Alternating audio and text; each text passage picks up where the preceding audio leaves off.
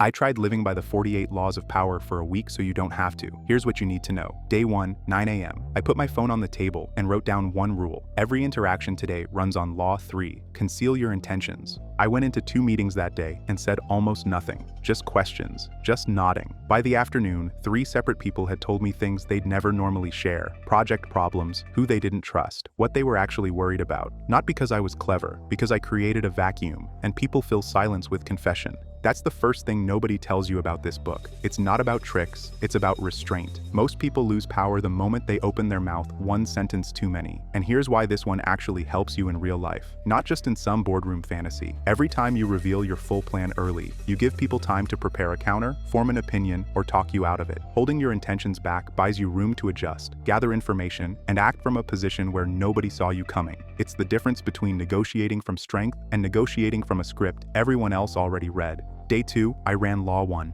Never outshine the master. I had a call with someone senior to me, someone who likes being the smartest person in the room. Normally I'd jump in with the better idea. That day, I let him get there first. I fed him the setup, he delivered the punchline, and he left that call thinking it was his win. Here's what surprised me. I didn't feel small doing that. I felt in control, because the person who needs credit in the room is usually the person with the least security. The person who can hand credit away and still walk out ahead, that's the one actually holding the frame. This one helps you, because status is currency, and giving it away strategically is how you get people to actually root for you instead of quietly competing with you. Letting someone else feel brilliant costs you nothing and buys you an ally who now has a reason to keep you around, promote you, or trust you with more. The people who insist on being right in every room usually end up isolated. The people who let others shine end up with a network. If you've made it this far, you already know this isn't really about a 400-year-old book. It's about reading rooms most people sleepwalk through. Stick around and subscribe to my channel, because day 4 is where this got uncomfortable. Day 3, Law 33.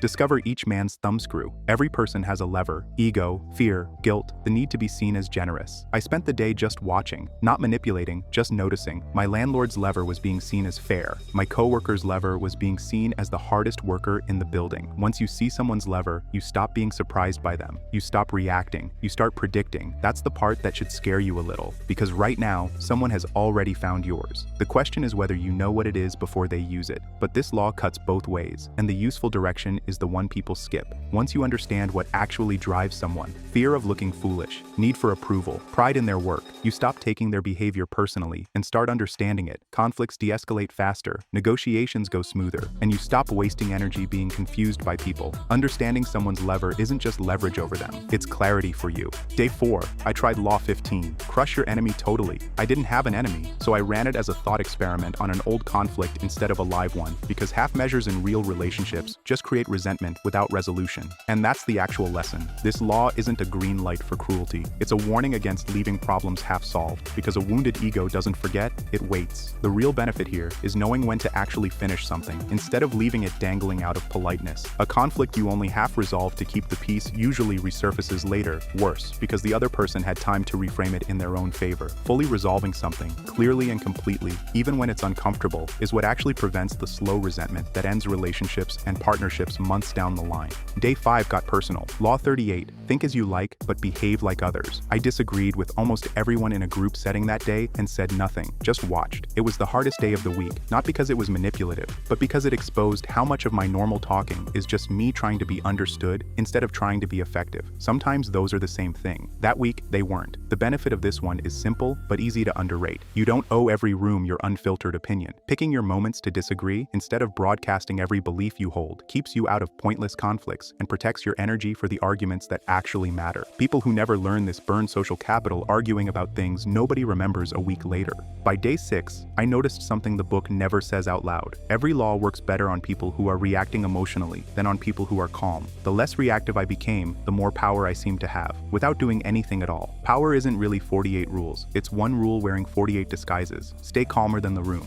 Day 7, I stopped applying laws and just watched other people use them on me. A salesperson mirrored my body language within 90 seconds of meeting me. A coworker floated a compliment right before asking for a favor. Someone else went quiet exactly when I expected them to push back. Classic strategic withdrawal. I hadn't noticed any of this before the experiment. Now I couldn't stop seeing it. Here's my honest verdict after 7 days. The book isn't good or evil, it's a mirror. Most people who read it either become paranoid, seeing manipulation everywhere, or become manipulative, using it on people who trust them. Neither of those is the point. The actual use case is recognition. You read the room the way a chess player reads the board, not to attack, but so nobody can move a piece on you without you seeing it coming. That's really the whole philosophy behind everything I teach. Not only how to control people, but as well how to stop being controlled by people who already know these rules, whether they read the book or just learned it the hard way growing up.